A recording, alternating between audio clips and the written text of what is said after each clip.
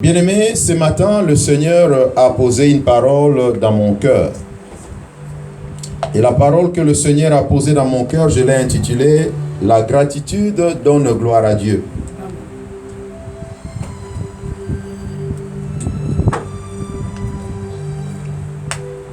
Je disais « La gratitude donne gloire à Dieu ».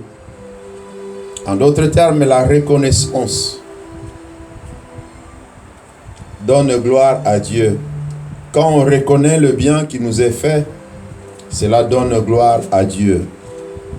Quand on apprécie le bien qui nous est fait, cela donne gloire à Dieu. Alléluia. Amen. Alléluia. Amen. La gratitude est une grande vertu, est une grande qualité pour quelqu'un de posséder. Dieu aime la gratitude.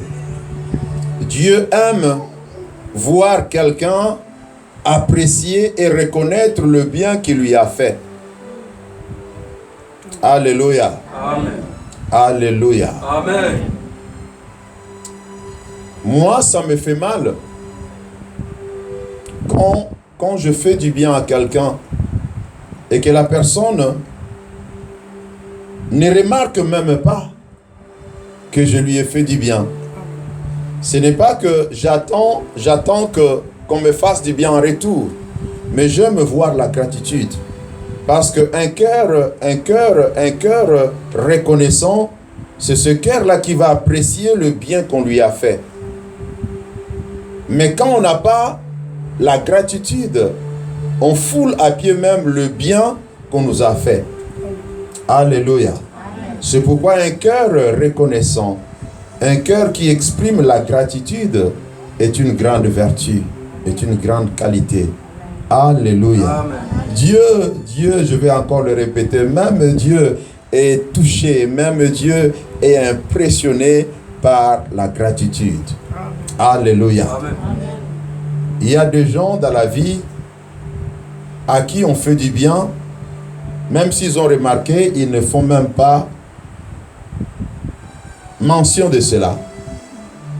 Ils n'apprécient même pas. Ils ne disent jamais merci. Ils ne reconnaissent pas le bien qu'on leur a fait. C'est un défaut. Quand on a ce cœur-là, c'est un défaut. Aujourd'hui, là, je suis sorti de mon enseignement que j'ai donné jusque-là, qui est intitulé « Les avantages de membres de l'Église de Jésus-Christ ». Vous vous rappelez de cela? Aujourd'hui, j'amène, l'Esprit de Dieu m'a mis à cœur d'amener quelque chose de dehors dans ma prédication aujourd'hui. Je ne suis pas dans ma série d'enseignement, j'amène quelque chose de nouveau. Bien-aimés, le bien que nous avons, les dons que nous avons, les grâces que nous avons, les faveurs que nous rencontrons dans la vie ne viennent jamais d'ailleurs que de Dieu. Alléluia. Amen. Tu peux te dire, mais c'est mon ami qui me l'a fait, c'est mon épouse, c'est mon mari qui m'a fait ces dons, qui m'a fait du bien. Mais au-delà de la personne qui t'a fait du bien, c'est Dieu. Parce que la Bible dit, c'est Dieu qui produit en nous le vouloir et le faire. Pour que quelqu'un arrive au point de vouloir te faire du bien, c'est sous l'influence du Saint-Esprit. C'est sous l'action de Dieu. Alors même si tu ne vois pas Dieu directement dans le bien qu'on t'a fait, mais c'est Dieu qui a tout orchestré, car c'est lui qui est au contrôle de tout. La Bible déclare, rien ne se passe sans que Dieu ne l'ait ordonné. Chaque seconde qui passe, il est au contrôle. Et quand on nous fait du bien, donc c'est Dieu qui a orchestré cela. C'est Dieu qui a tout organisé. Ainsi, quand on nous fait du bien, nous devons être reconnaissants. Nous devons apprécier d'abord le bien et être reconnaissants et exprimer la gratitude. C'est très important, bien-aimés. C'est très important. La Bible dit dans le livre de Jacques, Jacques chapitre 1er, le verset 16 et 17. Jacques chapitre 1er, le verset 16 et 17. Quelqu'un a trouvé pour lire pour nous? Si quelqu'un a trouvé, s'il vous plaît, lisez pour nous. Oui, merci, maman Cynthia.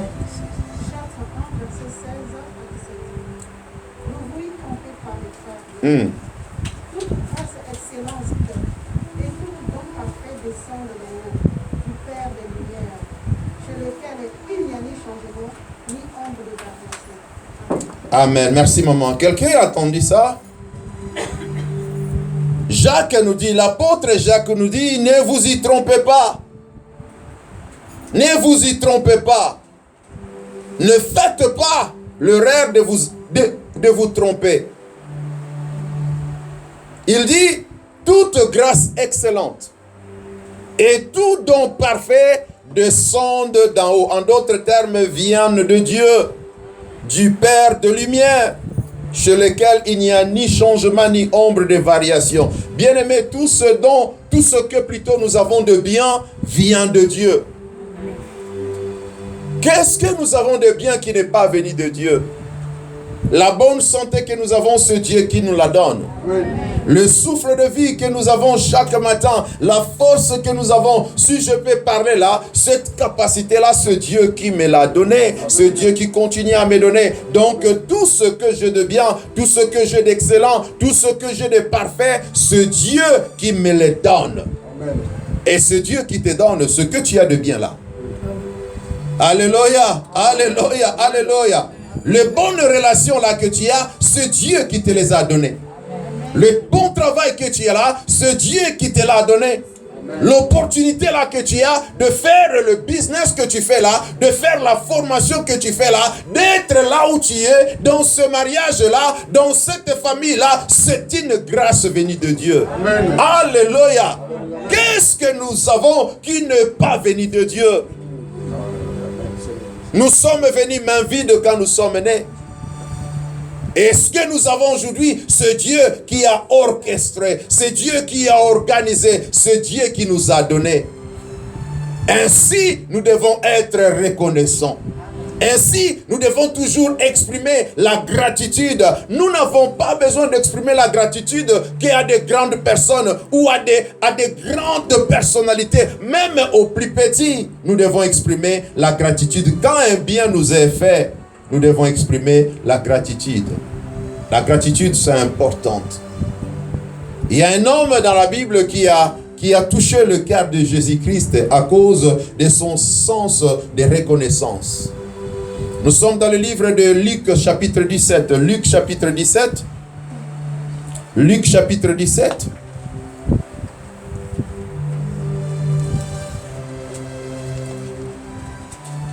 Luc chapitre 17, le verset 11 à verset 19e. Je vais lire rapidement. Je disais Luc chapitre 17, verset 11 à 19. La parole dit ceci. Jésus se rendant à Jérusalem, passait entre la Samarie et la Galilée. Comme il entrait dans un village, Dieu le prévinrent à sa rencontre. Se tenant à distance, verset 13, ils élevèrent la voix et dirent, Jésus, Maître, aie pitié de nous. Quelqu'un a entendu ça? Il y avait 10 lépreux. Et au verset 13, la Bible nous dit, ils élevèrent la voix. Les 10 lépreux élevèrent la voix et dirent, Jésus, Maître, aie pitié de nous. Ils demandent quelque chose à Jésus-Christ. Que Jésus-Christ ait pitié d'eux. Pourquoi? Parce qu'ils étaient malades. Parce qu'ils avaient la lèpre. Ils étaient écartés de la société. Car en ce temps-là, ceux-là qui étaient malades avec cette maladie-là, comme d'autres maladies qui étaient considérées comme pires, étaient écartés de la société. Ils ne devraient pas vivre parmi d'autres personnes. Ils étaient écartés de la société. Bien qu'ils étaient écartés de la société, mais quand ils avaient entendu que Jésus passait, ils se sont fait violence. Et ils sont partis vers Jésus. Et se tenant en distance, ils crièrent, Maître, Jésus, Maître, aie pitié de nous. Alléluia, alléluia, alléluia. Ils étaient conscients de leur état. C'est pourquoi ils sont partis chercher Jésus. Dans la vie, nous devons savoir où nous sommes. Nous devons être conscients de nos états afin d'être en mesure de trouver des solutions, de chercher des solutions. Alléluia. Quand on n'est jamais conscient de ce qu'on est ou où on est, on ne progressera jamais. Il faut être conscient. Il faut savoir où on est, savoir ce qu'on est en train de faire, où on veut aller. Ces gens étaient conscients. Et c'est pourquoi ils sont partis crier vers Jésus. Jésus, Maître, aie pitié de nous. Alléluia. Amen. Le verset 14 déclare, dès qu'ils aient eu vu, il leur dit, allez vous montrer au sacrificateur. Et pendant qu'ils y allaient, il arriva qu'ils le firent guéri. Ces gens sont malades. Ils crient vers Jésus. Jésus, Maître, aie pitié de nous. La Bible dit, dès que Jésus le voit, Jésus leur dit tout simplement, allez vous montrer au sacrificateur. Jésus ne les touche même pas. Jésus ne leur dit même pas que soyez guéris. Jésus ne leur dit même pas que la main de l'Éternel vous touche, la main de Dieu vous touche. Il leur dit tout simplement, allez vous montrer au sacrificateur. Amen. Mais quelle contradiction! Ces gens qui n'avaient même pas droit de rester dans la société. Et ici, le maître auprès de qui ils sont venus chercher la solution, leur dit d'aller se montrer au sacrificateur. Quelle contradiction Jésus est en train de leur dire. Alléluia. Il n'avait pas droit de le faire. Il n'avait pas droit de le faire. Il n'avait pas droit de le faire. Mais la Bible dit, dès qu'ils ont commencé à marcher, ils ont pris la direction de vers le sacrificateur. Dès qu'ils ont commencé à marcher, le miracle s'est opéré. Amen. Alléluia. Amen. Alléluia. Et ils étaient guéris. Juste dès qu'ils ont commencé à marcher pour aller voir le sacrificateur selon l'instruction, selon l'ordre de Jésus. Bien-aimé, ma vie est la violence. Quelqu'un m'entend? Il y a des choses dans la vie qui demandent la violence. Il y a des choses pour lesquelles dans la vie tu ne vas pas passer par le canal normal. Tu ne vas pas utiliser la formule que tout le monde utilise. Tu ne vas pas utiliser la procédure que tout le monde utilise. Il y a des choses qui demandent la violence. C'est pourquoi il faut toujours être branché à l'Esprit de Dieu. L'Esprit de Dieu peut t'inspirer. Ne va pas par là, va par ceci. Par ici, pardon. Parce que ton cas est différent. Toi, tu n'es pas comme les autres. Yoko le kalanzela batonio sauté. Yoko ça l'examen comme tout le monde était. Yoko ça la démarche comme tout le monde était. Ton cas est différent. Pourquoi? Parce que tu es un Dieu puissant. Alléluia, alléluia, alléluia. Dès qu'ils se mirent à marcher, le miracle se manifestait. Alléluia. Mais il y a quelque chose qui s'était passé dans le cœur de ces gens pour qu'ils se mettent à marcher. Ils étaient attentifs à la voix du Seigneur. Et ils étaient obéissants. Ils ne s'étaient pas dit, mais qu'est-ce que Jésus est en train de nous dire? Nous n'avons pas droit d'être d'abord dans la société, parmi les gens. Et comment est-ce que nous pourrons arriver chez les sacrificateurs? Comment pourrions-nous y aller et le voir? C'est contre la loi. C'est contre l'ordre établi. Il y aura des cas où tu vas passer au-delà. Tu vas passer au-dessus de la loi. Balobi awa na mboko ezalaka boye mais yo échanger pour na yo. Balobi ba nyonso ba le kaka mais yo le kinzela mususu. Balobi ba nyonso ba gumba makapu ba le kaka mais yo le ki a kotelema. Alléluia, parce que tu es un Dieu puissant. La parole de Dieu ne sort jamais sans avoir fait le travail. Parce que Jésus avait parlé.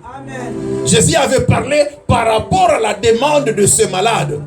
Ils avaient dit, Jésus, maître, aie pitié de nous. En d'autres termes, sauve-nous. En d'autres termes, guéris-nous. En d'autres termes, délivre-nous. En d'autres termes, donne-nous la victoire. Parce qu'ils avaient prié et que Dieu avait parlé. Dieu, au travers de Jésus, a parlé, allez voir les sacrificateurs. Alléluia, alléluia, alléluia. Et quelque chose s'est passé. Le verset 15 déclare, l'un d'eux, se voyant guéri, revint sur ses pas, glorifiant Dieu à haute voix. Quelqu'un a entendu ça? Ils étaient 10. Pendant qu'ils allaient au sacrificateur, ils se rendent compte qu'ils sont guéris. Waouh! Et Simbi, ils sont guéris. Pendant qu'ils allaient chez les sacrificateurs. Et la Bible dit, l'un d'eux, voyant qu'il était guéri, il rentre à Jésus. Il rentre à Jésus, lui donnant gloire à haute voix. Lui donnant gloire à haute voix. En d'autres termes, exprimant son appréciation. Amen. Exprimant sa gratitude. Exprimant sa reconnaissance.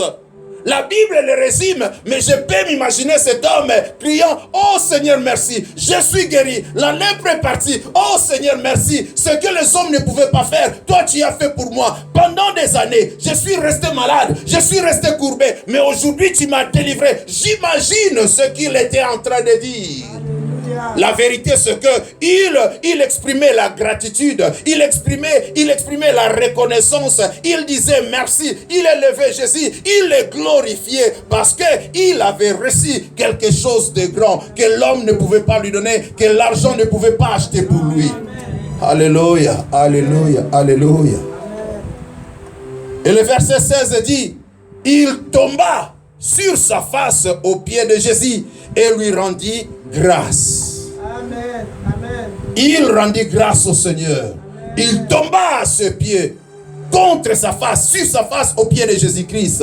Et il rendit gloire, il rendit grâce à Dieu. Il éleva à Dieu, il adorait Dieu. Il adorait Dieu parce que Dieu était en Jésus-Christ.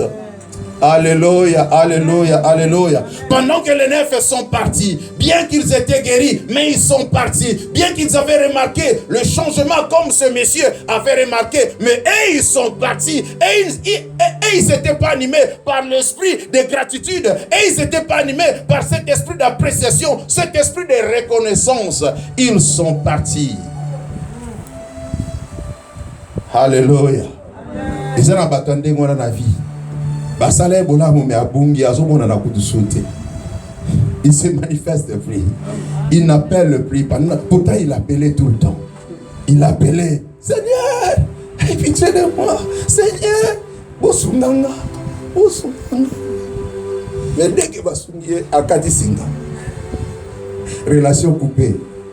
Ce méchant. Mais cet homme était différent des autres 9. Cet homme était différent. Écoutez le verset 17. Jésus prenant la parole dit, les 10 n'ont-ils pas été guéris? Les 10 n'ont-ils pas été guéris? Et les 9 autres, où sont-ils? Robagas Kariandera. Jésus demande, les 9 autres, où sont-ils? Wapi bango?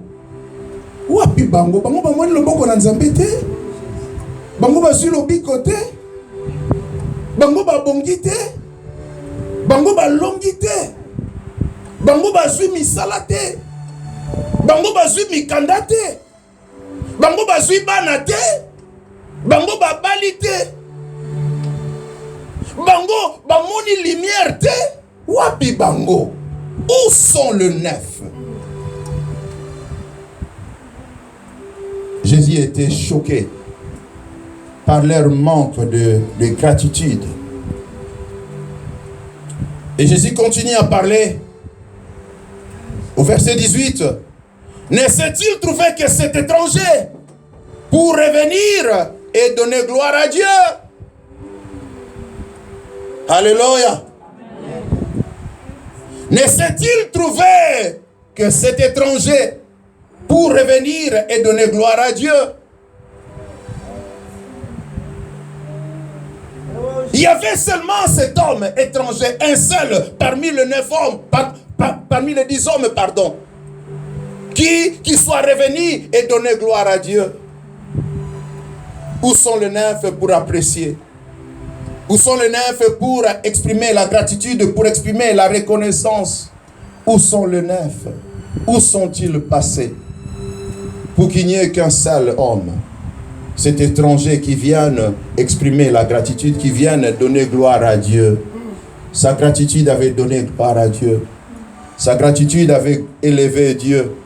Sa gratitude avait honoré Dieu. Oh Jésus. Et le verset 19 dit ceci. Puis il lui dit, lève-toi, va, ta foi t'a sauvé. Lève-toi, va, ta foi t'a sauvé. Quelque chose me dit ici, la gratitude est proportionnelle à la foi. Là où il y a la foi, il y aura la gratitude. Là où il y a la foi, il y aura la reconnaissance. Là où il y a la foi, il y aura l'appréciation du bien qu'on nous fait. Jésus-Christ dit, lève-toi, va, ta foi t'a sauvé. Ils étaient 10, mais à un seul homme, Jésus-Christ a dit, ta foi t'a sauvé. Il dit pas, votre foi vous a sauvé. Il dit, ta foi t'a sauvé. Il l'a dit à la personne. Il a dit à cet homme et non aux autres. Quant aux autres, ils étaient guéris sans avoir l'affirmation. Et une bonne étude de la parole va nous faire comprendre que cette phrase disait à la personne que va, ta peau est perfectionnée. Amen. Les autres pouvaient encore avoir les traces, bien qu'ils étaient guéris de la lèpre, mais on pouvait encore voir les traces que cet homme était malade de lèpre.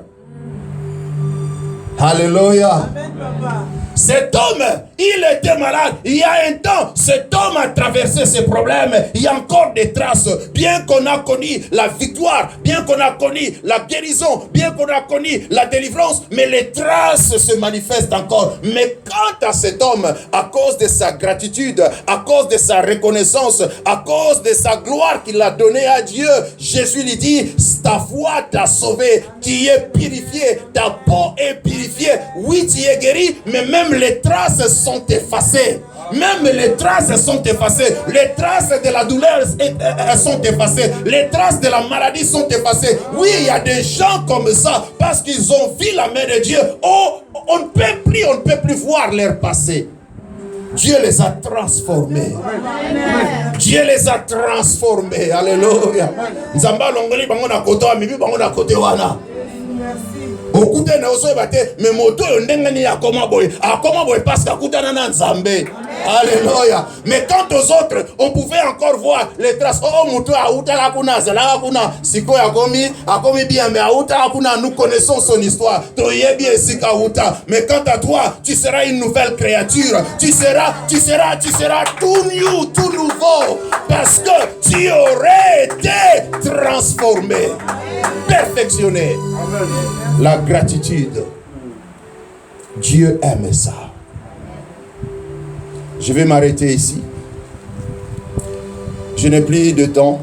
Mais souvenons-nous que Dieu aime la gratitude. Si Dieu était touché par la gratitude, parce qu'en Jésus-Christ, il y avait Dieu. Ce que Jésus-Christ disait ne venait pas de lui, mais venait du Père, le Dieu qui l'a envoyé.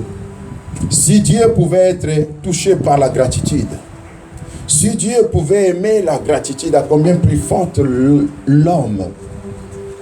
Vous savez, je vais vous révéler une chose.